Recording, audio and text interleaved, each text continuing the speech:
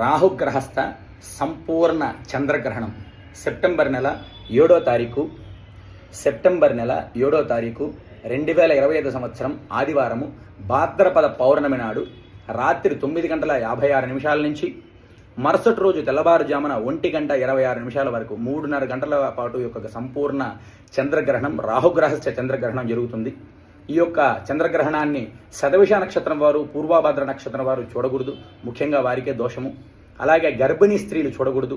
మధ్యాహ్నం 1:30 లోపలే భోజనం చేసేయాలి.